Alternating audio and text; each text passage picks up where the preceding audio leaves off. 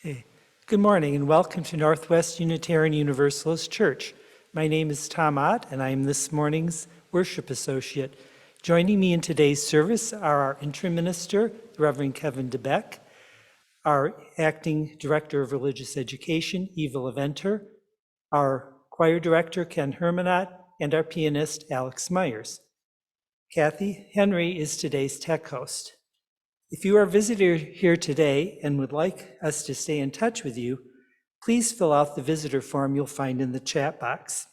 The chat function has been disabled except for chatting directly with the tech host.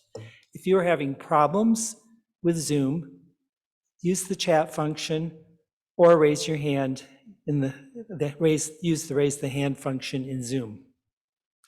You are encouraged to change your pronouns, change your name to add pronouns on Zoom. My pronouns are the grammatical set, including he. To change your name, click on the participants button at the top of the Zoom window. Next, hover over your name on the participants list on the right of the Zoom window, and click on rename. Our announcements, yes. At the bottom, yes. Come to Trunk or Treat at noon today in the Northwest parking lot for pizza, donuts, cider, and presumably candy, and it's sunny today, not raining. Be sure to sign up for the Northwest 2021 virtual service auction held Saturday, November 12th at 7 p.m. Bidding on board items and silent auction opens today. Also, you can get a goodie bag delivered to your home. The service auction is the social event of this year. Don't miss it. The Northwest UU Board of Governors will next meet on Thursday, November 11th at 7 p.m. And the Sunday will be banter with the board after church.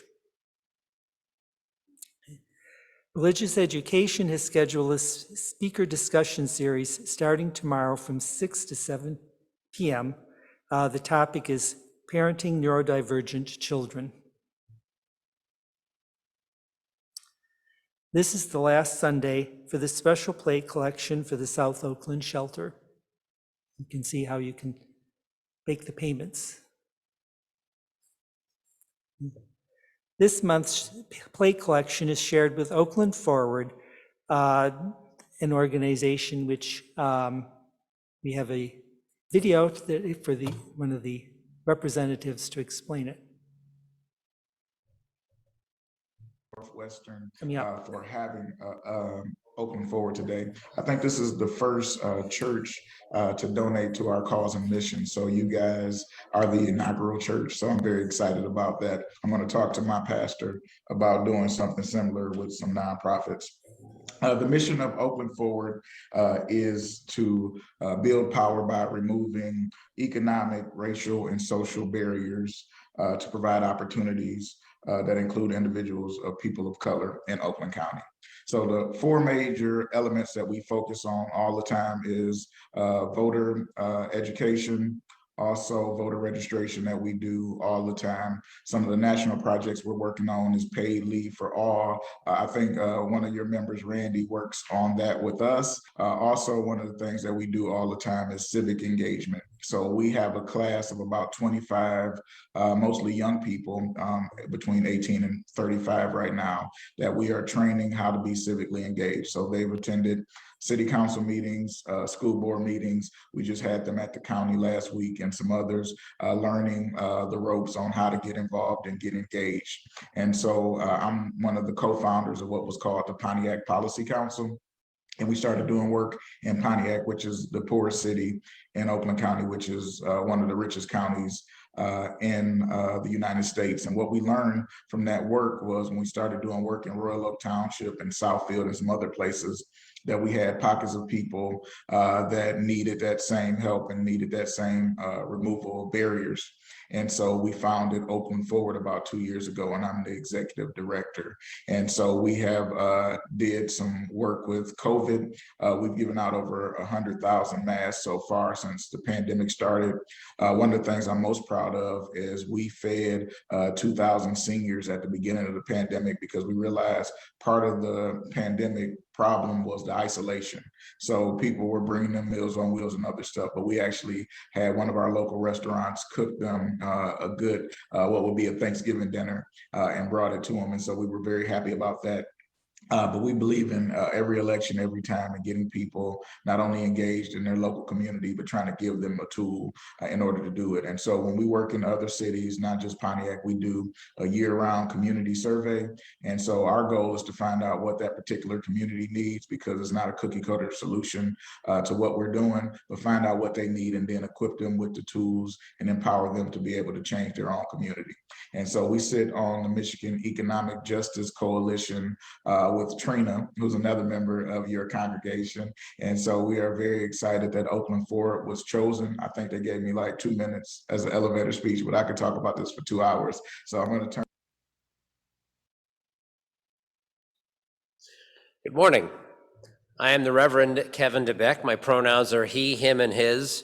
And our chalice lighting this morning is by the Reverend Dr. Andrew Pakula, who says, "In sightless night, terror draws near, nameless fears of talon and tooth, hopelessness yawns before us, an abyss. Alone and unknown in the gloom, longing for the dawn. O sacred flame, blaze forth, wisdom brought to life, guide us. With the light of hope, with the warmth of love, and the beacon of purpose and meaning, because we are all afraid of the dark, let there be light."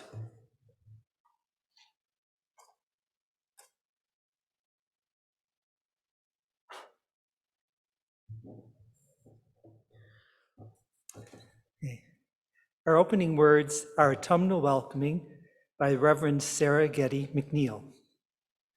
Come in from the crisp morning air outside. Come in, wearing the autumnal sunlight on your face. Come, carrying the turning of the seasons in your heart. Whatever and however the greatness of life is speaking to you now, you are welcome here in our circle of friends. Our first hymn is number 194, Faith is a Forest.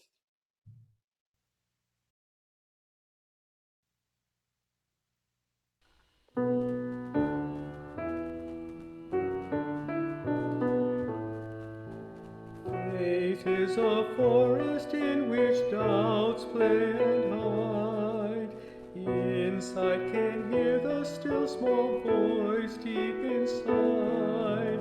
Web of life, may this thread I weave, strength and commitment to all I believe. Vision be my guide as I seek my way. Lead me into this tender day. Speak through me in all I do and say. Seeds of both meek and strong are scattered in air. Dignity shines undimmed by bigotry's glare. Web of life, may this thread I weave help me bear witness to all I believe. Justice be my guide as I seek my way. Lead me into this tender day. Speak through me in all I do and say. Fortune and famine ride the swift winds of chance. Sorrow and pleasure seem united in dance. Web of life, may this thread I weave mingle compassion with all I believe. Mercy be my guide as I seek my way. Lead me into this tender day. Speak through me in all I do and say.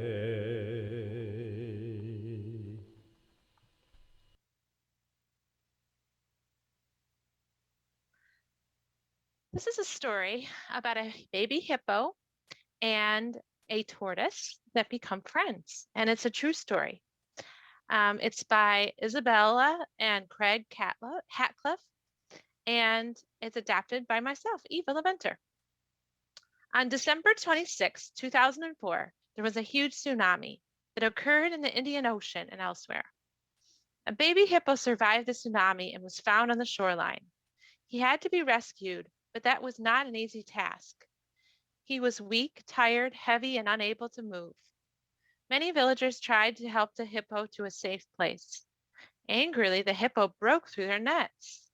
A man named Owen Sabian suggested that they use a shark net and a vehicle to rescue the hippo. They called the hippo Owen. They needed a new home for him, and they chose Haler Park in Mombasa, Kenya. Dr. Paula Kamuhbu offered Owen a habitat there.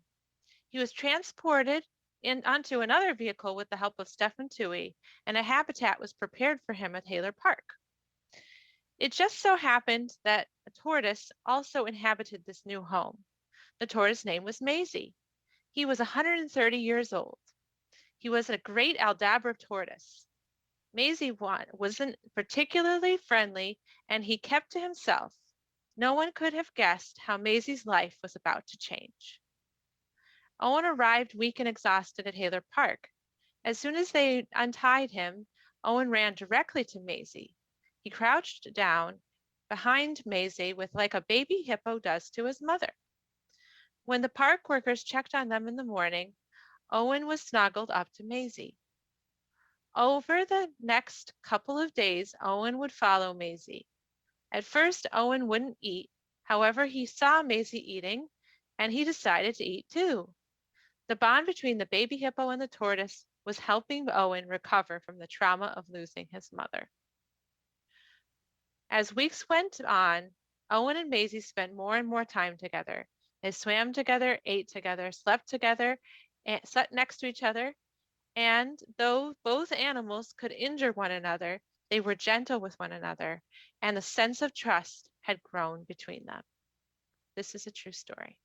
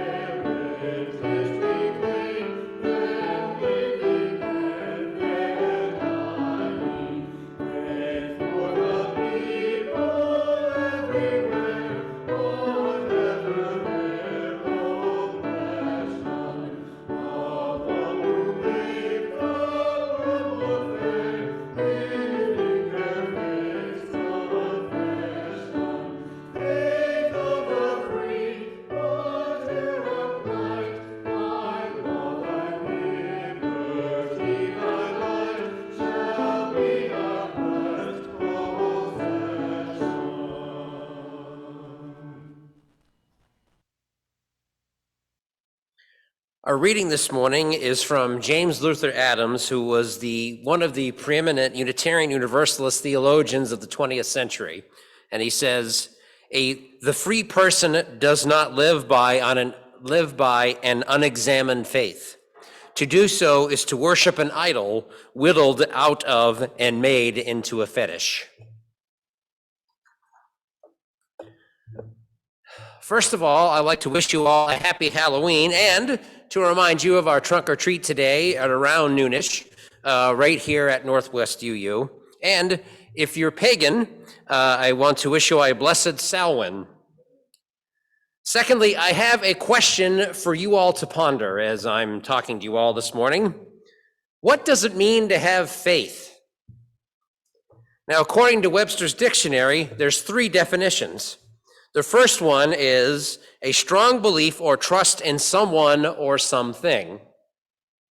The second definition states belief in the existence of God, strong religious feelings or beliefs. And the third one says a system of religious beliefs or religion.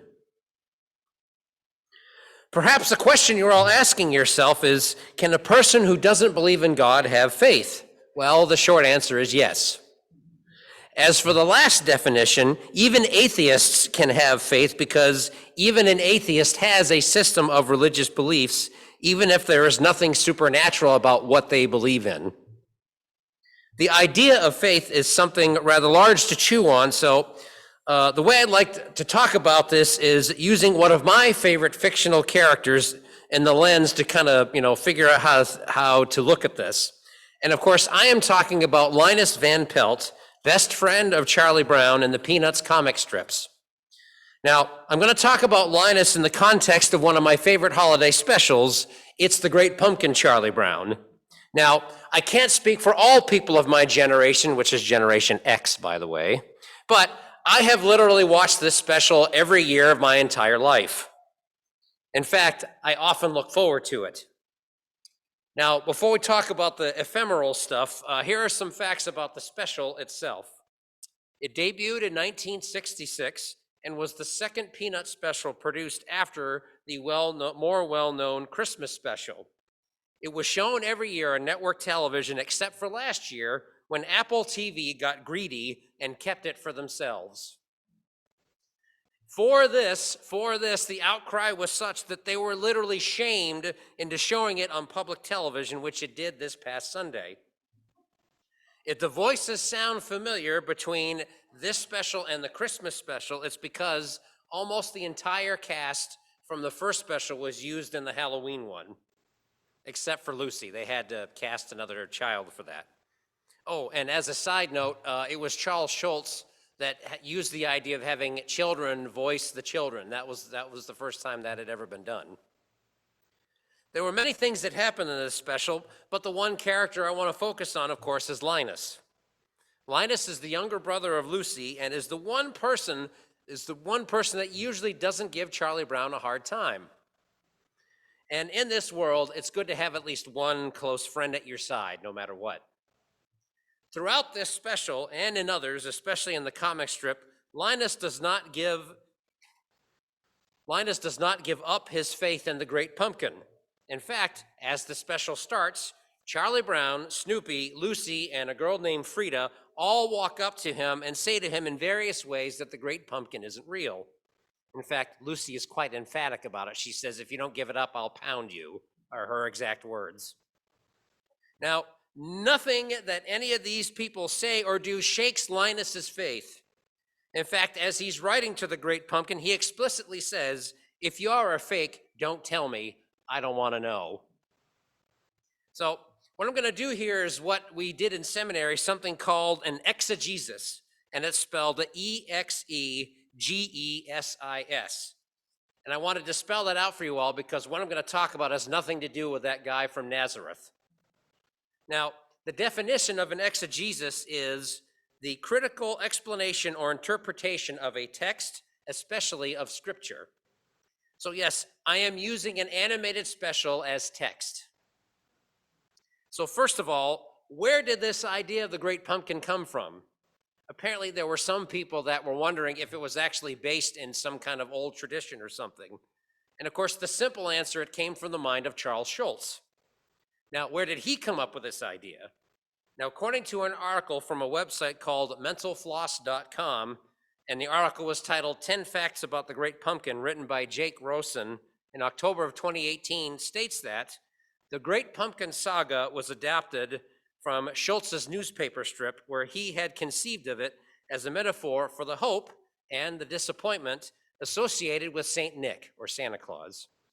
Schultz disliked the idea kids had of a jolly fat man who delivered presents all over the world, when he knew many families could only afford one or two gifts for the holidays. The Great Pumpkin is really a kind of a satire on Santa Claus, he told Lee Mendelson, who produced all of the Peanut specials. And in fact, he just passed away about a year or so ago. So this was Schultz's way to lampoon the commercialism of Christmas, and boy, do we see that in the Christmas special. So the idea was born out of satire, the idea of the Great Pumpkin. But what does this say about Linus and his fervent belief? Rich Cohen, in an article titled The Magic of Linus and the Great Pumpkin, published in the New York Times in October of 2019, says, "It's his faith that makes Linus a laughingstock, a figure of pity and contempt. If you believe deeply in anything, you become vulnerable and maybe look foolish." And that, to me, is what the Great Pumpkin is about.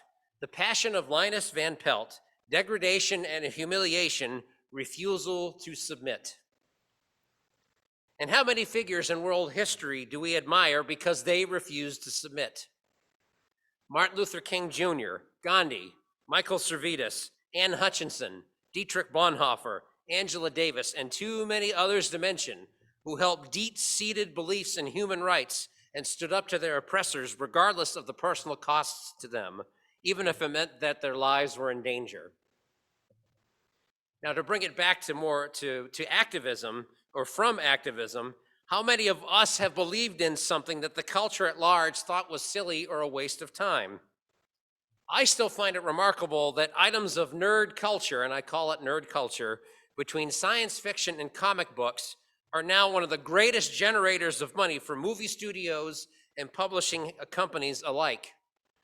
Once seen as underground or counterculture, nerd culture has become mainstream. And I'll throw it out there, as a child or as an adolescent, I didn't often admit I was a Trek fan because I didn't want to take the crap from people. And here's a question I'm going to throw out to you all and answer in the chat. What in your life was once considered laughable, but now is generally accepted?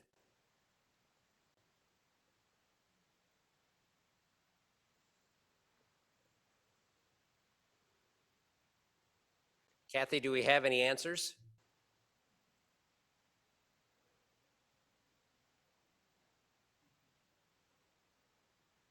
If not, I'll go on. Sorry, I'm having my own technical difficulty. Let's see, being an atheist, crazy colored nail polish from Ariana. Lynn Hitchcock says Wicca.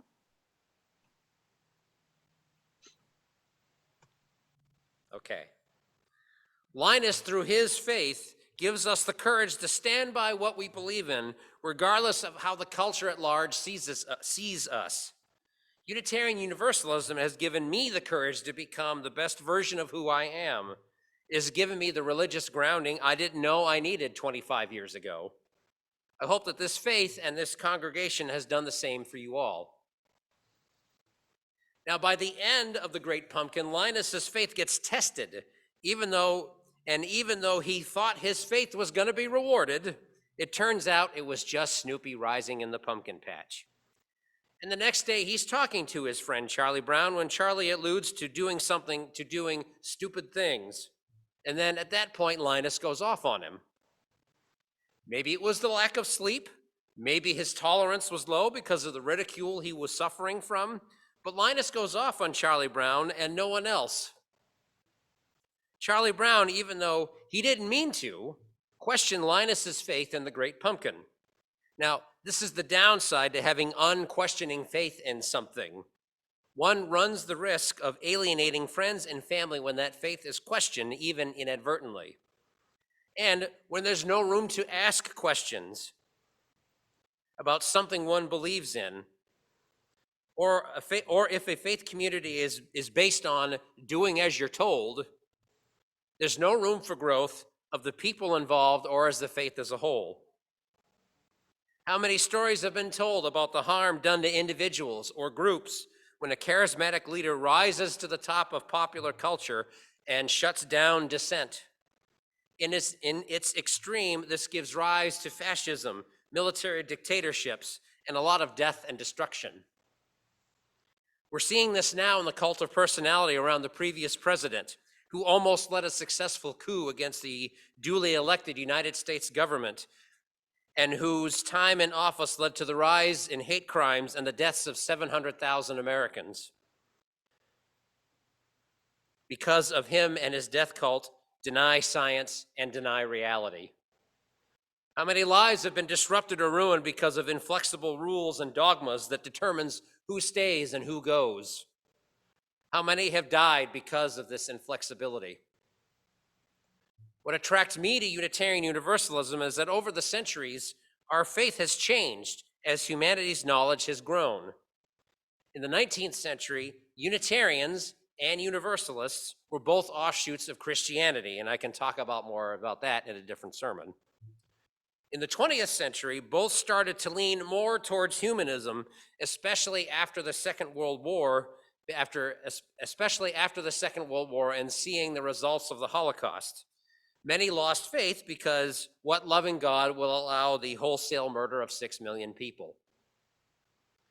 When the Unitarians and Universalists merged in 1961, it created a faith, and a faith that wasn't really well articulated until 1985, when our 7 principles were adapted, and then they were updated again 10 years later.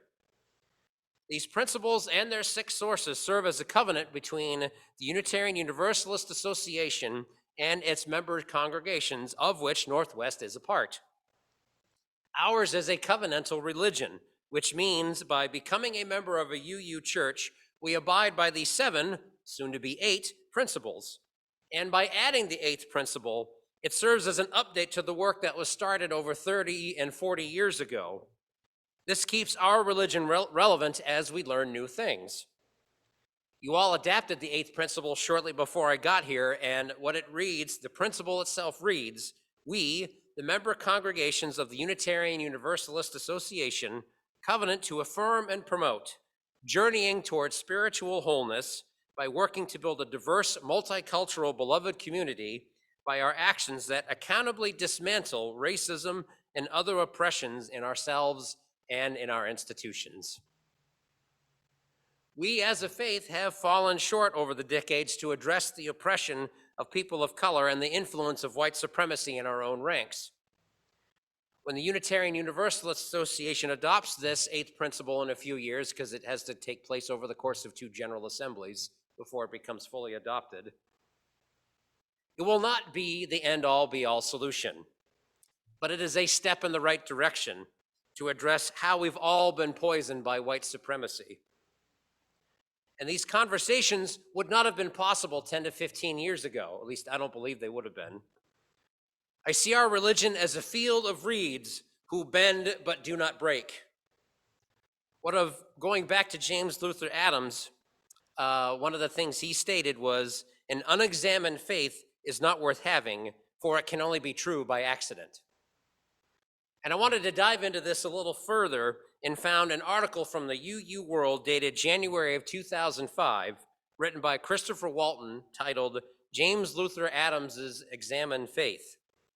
In this article, he writes a review of a book written by the Reverend Dr. George Kimmick Beach, who is one of Adams's leading biographers. In this article, Walton quotes Beach, who was quoting Adams. It kind of goes down a bit of a rabbit hole, but this is what he says in the article. He says, faith is not fundamentally about one's beliefs, but about one's commitments. Find out what someone values the most, and you will have found the object of their faith, whether they consider themselves religious or not. Is it success? Is it the adrenaline rush of crisis? Is it comfort? Is it religion? The issue is not between theism and atheism as concepts of ultimate reality, Beach writes, but between authentic and perverted faith, or in traditional terms, between true and idolatrous faith. Now, I'm willing to cut Linus a little bit of slack here because he exhibits the faith of a child, and most children that age see things as black and white. It's no wonder he yells at Charlie Brown when he feels that his friend is questioning his faith.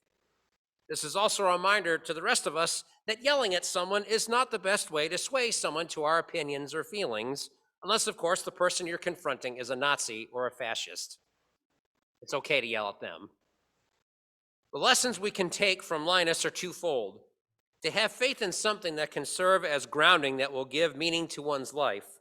And the second lesson being not to become so unyielding in that faith that it causes harm to others. Going back to that New York Times editorial written by Rich Cohen, he ends his article by saying, "But to me, the sincerity in the Great Pumpkin is key and is what has drawn me to its magic year after year. It's what you believe in, but also the sincerity of that belief that can give your life meaning. Sincere belief can order an otherwise formless succession of days and meaningful days collected together that add up to a meaningful life." I hope you all have a safe and happy Halloween. May your bags be filled with your favorite treats and not with rocks.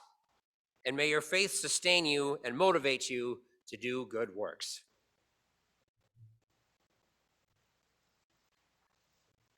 Our closing hymn today is number 1018, "Come and Go With Me."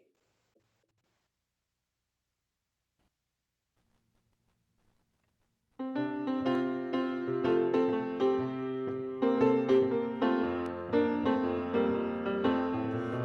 and go with me to that land. Come and go with me to that land. Come and go with me to that land. Where I'm bound, where I'm bound. Come and go with me to that land. Come and go with me to that land. Come and go with me to that land. Where I'm bound. There'll be freedom in that land. There'll be freedom in that land. There'll be freedom in that land. Where I'm bound, where I'm bound. There'll be freedom in that land. There'll be freedom in that land. There'll be freedom in that land. Where I'm bound. There'll be justice in that land. There'll be justice in that land. There'll be justice in that land. Where I'm bound, where I'm bound. There'll be justice in that land. There'll be justice in that land. There'll be justice in that land. Where I'm bound. There'll be singing in that land. There'll be singing in that land. There'll be singing in that land. Where I'm bound, where I'm bound. There'll be singing in that land. There'll be singing in that land. There'll be singing in that land. Where I'm bound.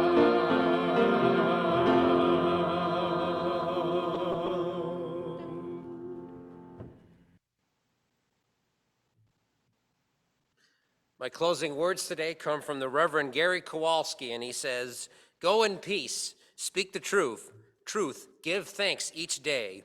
Respect the earth and her creatures, for they are alive like you. Care for your body, it is a wondrous gift. Live simply, be of service. Be guided by your faith and not your fear. Go lightly on your path, walk in a sacred manner. Amen, and blessed be."